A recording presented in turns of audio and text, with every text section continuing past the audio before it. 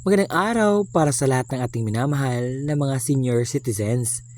Ngayong araw po ay mayroon tayong natanggap na komento galing sa ating kababayan na isinalaysay niya dito na siya ay isang SSS pensioners at kung sino man yung GSIS pensioners, natanggal siya sa social pension for indigent pensioners.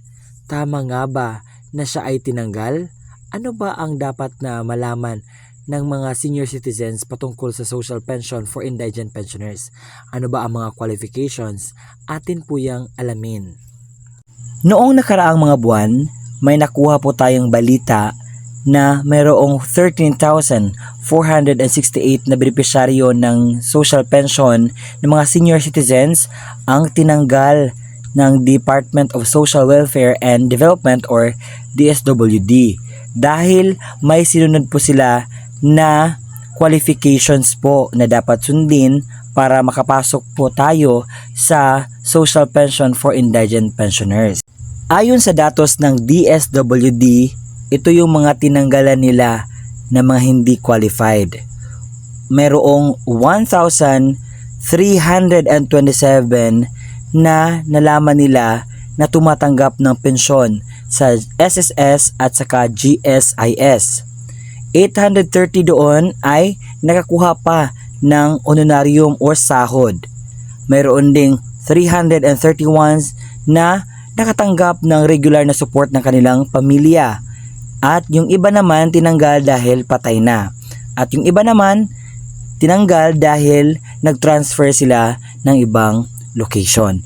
Ano ba ang qualifications na sinunod ng social pension for indigent pensioners? Atin itong alamin. Una, pag-usapan natin ano ba ang social pension. Ito ay benepisyong makukuha ng mga senior citizens, 60 years old and above. Pero ito yung qualifications na dapat sundin. Kinakailangan, frail, sickly, and with disability. Kinakailangan din na walang pensyong tinatanggap sa gobyerno or any private institution. At pangatlo, walang permanent source of income. Yun lamang po.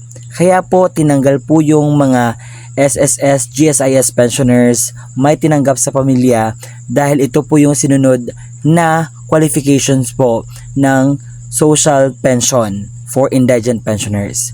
Meron po tayong upcoming na batas which is Universal Social Pension. Yun po, wala na po yung pili. Pero ito sa social pension for indigent pensioners, yung mga may qualifications lang po na dito nakuha po. So yun lang po yung makatanggap. Kaya po nag-revalidate ang DSWD para po matanggal pa kasi mayroon pang 600,000 na mga pensioners ang nag-aantay na makatanggap po ng ayuda galing sa ating mga gobyerno. At nasanay may nakuha kayong aral sa ating vlog ngayon. This is me, Ruel Mendoza Tanyo, at huwag po kayo magdalawang isip na i-like at i-subscribe ang YouTube channel na ito at i-share nyo ito sa iba para makatulong din.